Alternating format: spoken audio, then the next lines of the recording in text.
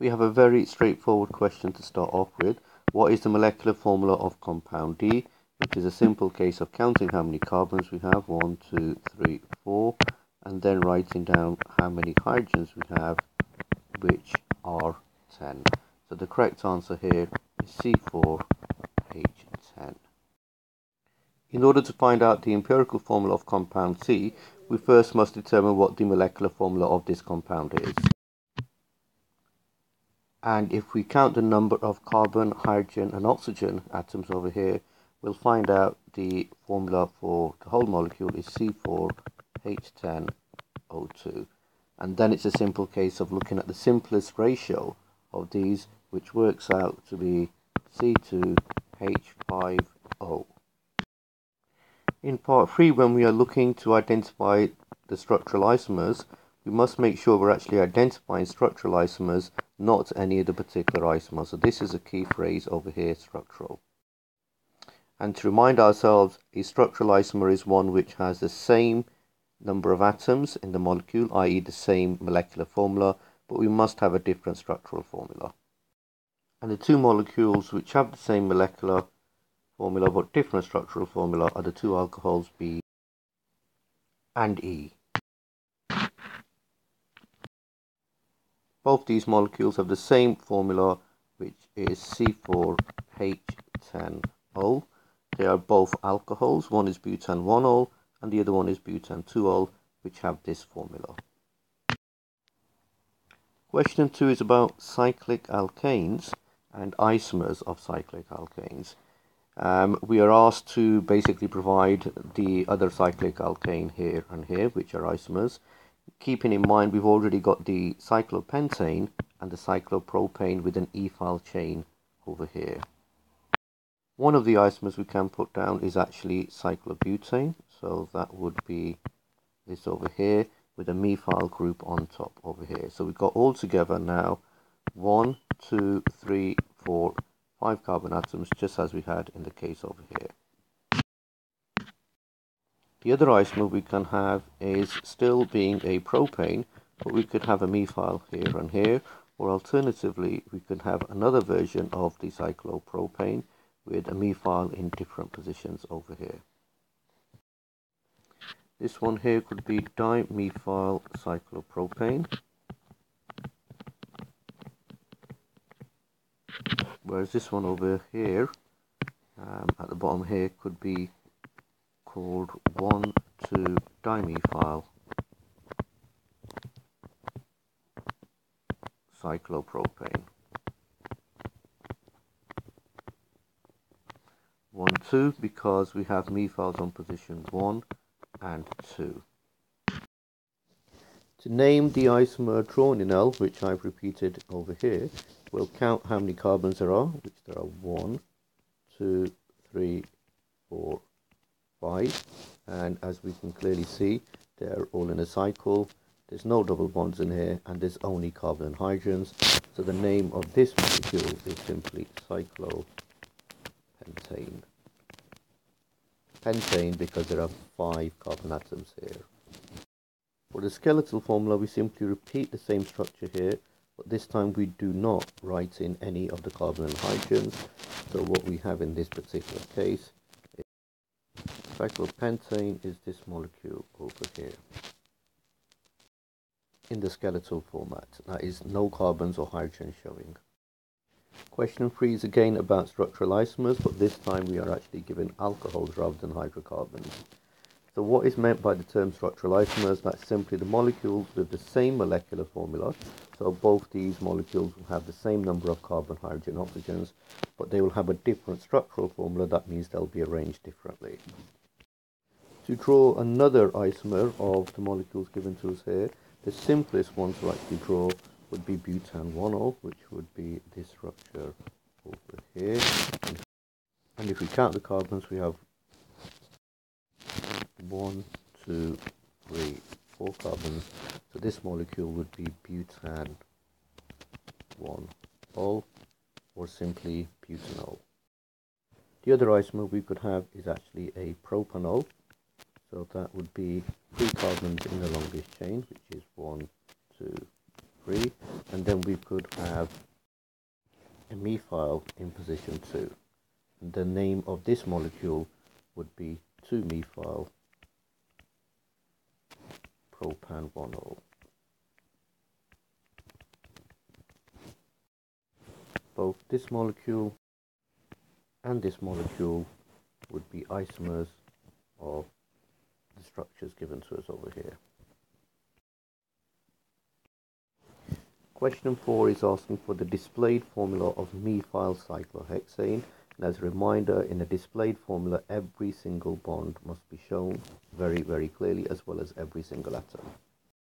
So let's start off with the cyclohexane, which is 6 carbons in a cycle, which is this over here. And we also need 1 methyl group, which is a CH3. And again, every single bond must be shown. And then it's a case of making sure every other carbon is making 4 bonds, and that is done by filling in each carbon with the appropriate number of hydrogens. And one mistake that quite a few have made was that you missed out a hydrogen over here, which I'm going to deliberately put into a different color so you can clearly see that now this carbon here is making 1, 2, 3, 4 bonds. To name compound C, we must first identify the longest chain in molecule C, which will be this one over here. And then we must label the carbon numbers, which are 1, 2, 3, 4, 5. And we also have methyls in position 2, and we have 2 methyls. So the longest chain first over here, which is this blue one over here, will be called a pentane. And the reason why it's pentane is because it's got 5 carbon atoms altogether. And then we also have 2 methyl groups in position 2, so they will be called 2,2-dimethyl. Why? Because we not only specified the fact that we have 2 methyls in total, 1, 2, we also specify the position at which these methyls exist, which is on carbon atom number 2 over here. For the other 2 branched alkanes, we could put down one of them as a hexane, which is this. So that's 1, 2, 3, 4, 5, 6, with a methyl on position 3, and that would give us 3-methyl hexane. Another molecule we could draw as an isomer is actually quite similar to this one over here. Compound C was 2,2-dimethyl pentane. What we could do is draw in 3,3-dimethyl pentane. So we'll draw the pentane first, which is here, and then the 3,3 is over here. Just to emphasize the numbers again, 1, 2, 3, 4, 5. So here's your pentane chain, the longest one, and your methyls are both on position 3. On to question 5 now. To name compound J, we do the usual thing as labeling the longest chain for the carbon first, which is this one over here, and there's 4 in there, and let's just put the numbers on, and that will be 1, 2, 3, 4, and we can hopefully clearly see that we have chlorines on position 2 and 3 over here. The longest chain is a butane with chlorines in position 2 and 3, and because they are 2 chlorines we call it dichloro. So the full name is 2,3-dichlorobutane. To draw the skeletal formula, we first of all have 4 carbons in the longest chain, and then the 2 chlorines in position 2 and 3. So the 4 carbons are here, and chlorines in position 2 and 3. And because chlorine is not a carbon or hydrogen, we must write those in. One other isomer that we can put in here It could be any one as long as it's not the one on the previous page, which was 2,3-dichloro. So, for example, I can write down 4 carbons in the chain here. I can have the chlorines on position 1 and 4. That's one example. I could also put down my 4 carbons, and I could have my chlorines on the same 2 over here. That would make it 2,2-dichloro. Any one of these would be completely acceptable. Moving on to question 6, which is about cyclohexane and cyclohexene.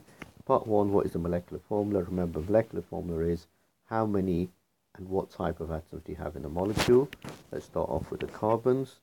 We have 1, 2, 3, 4, 5, 6. So it was going to be a C6. And then the hydrogens, 1, 2, 3, 4, 5, 6, 7, 8, 9, 10. So that's H10. For the empirical formula in part 2, all we have to do is think of the simplest whole ratio number of these 2 atoms over here, and that would give us C3H5. To work out the percentage by mass of carbon in cyclohexene, first thing we do is work out the relative molecular mass of cyclohexene. And remember, cyclohexene was C5H10, which equals to 82. And the amount of carbon inside C5H10 is 72.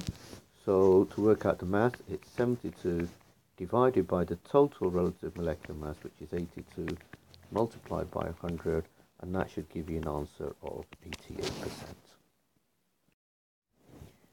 Question 7 is again about structural isomers. 3 of them have been provided to us in skeletal formats. We have to do 2 more. One of them could be a pentane molecule with a branch at position 3, and the other one could be a butane molecule with dimethyl at position 2.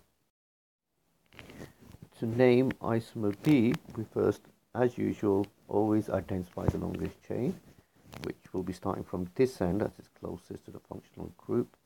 And we have in this particular 5 carbon atoms, 1, 2, 3, 4, 5, and then the methyl is on position 2 over here. So the name becomes 2-methyl pentane.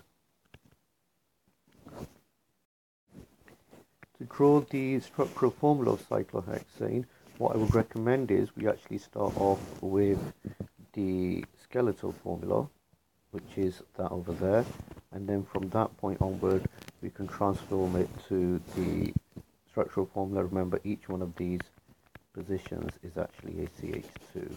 So all 6 carbons have 2 hydrogens attached, and then you can write the structural formula CH2 6 times. One other alternative is you can actually write this with 6 around it, and that would be equally acceptable. Some natural product organic chemistry in that question 8. The first thing we're asked to do is work out the molecular formula of isoprene, and most people, unfortunately, were only able to identify 4 carbons, which are 1, 2, 3, 4 over here. But what people didn't notice was this 5th one over here, very, very important. And taking into account the 5th carbon, the correct molecular formula would be C5H8. And where do we get the 8 from? We have 2 here, another 2 makes it 4, 3 over here makes it 7, and 1 over here makes it 8. Remember, this one is already making 4 bonds, so therefore there's no hydrogens there. For the empirical formula of limonene, remember we must first of all work out the molecular formula of limonene over here, which equals to C10H16, which simplifies to C5H8. Question 9 is again about isomers, but this time it's about unsaturated isomers as opposed to saturated isomers. And I think it's good practice to identify the longest chain in each of these molecules first. So let's start off with isomer 1. The longest chain will start from this end over here because it's closest to the functional group and go down like that. And isomer 2 is this over here, and isomer 3 will be this one over here. Now, in one case only, we actually have a branch, which is that over there.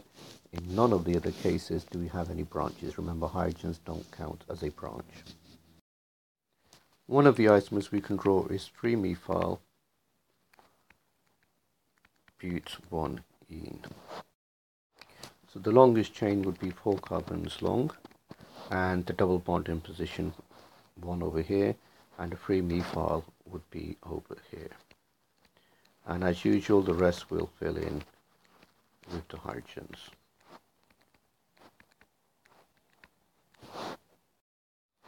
So the 3-methyl part is over here, and the but1-ene part is over here. And the other isomer is 2-methyl but2-ene. So for the but2-ene part, we have 4 carbons, and we have a double bond in position 2, as I've just inserted over here, and then we want a methyl also on the second carbon atom, which we can put over here. And again, fill in with the hydrogens, making sure each carbon is only making 4 bonds, which is the case over here. So to highlight the longest chain, we have this over here. That's our but2-ene part, and the methyl part is here and here. In order to name isomer 3, which is this over here, we look at how many carbons are in the longest chain, and what we have is 1, 2, 3, 4. So from that part it will be a but1-ene because a double bond is in position 1. And we also have a methyl on position 2 over here. So the final name is 2-methyl but1-ene. And just for clarity, I've added the numbers 1, 2, 3, 4. But1-ene, double bond starts on position 1. 2-methyl because a methyl is on carbon atom number 2. Finally, on to question 10 now. And first of all, the skeletal formula is given to us over here. And what we need to do is identify 2 different functional groups. One of them you should be able to identify as the alcohol over here. And the other one is the alkene either here or here. Alkene, remember, means carbon-carbon double bond. To draw the displayed formula, what I will do is attempt to modify the skeletal formula. And the first thing I will do is on each corner or at each end, I'll put in a carbon. So each one of these corners will become carbon atoms. And then I'll count the number of bonds around each carbon and make sure I make up the rest to the number 4. So let's put that in now. So this first carbon over here has got 1 bond, so I'll put in 3 hydrogens to that. This one over here is again making 1 bond, so I can add 3 more to this. And next one is making 2 double bonds and 1 single bond. So that's 3 altogether, so that means I can put 1 more in here. This one here is making 1, 2. So let's put in 2 more. And I think you've got the idea, so I'll just fill in the rest quite quickly. And 2 over here. And this last one over here is already making 4. And all I need to do now is write the whole thing out clearly as a displayed formula. The last part of the question is asked for the relative molecular mass of the compound given to us, as well as asking for the molecular formula and empirical formula. To work out the actual molecular mass, you'd be better off working out the molecular formula first. And if you count with all the carbon, hydrogen, oxygen, you'd end up with C10H18O, and the relative molecular mass of this molecule is equal to 154. And finally, the simplest ratio of these atoms would also equal to C10H18O. So here we have the molecular formula, and here we have the empirical formula, which in this particular case are exactly the same because you can't simplify one oxygen any further.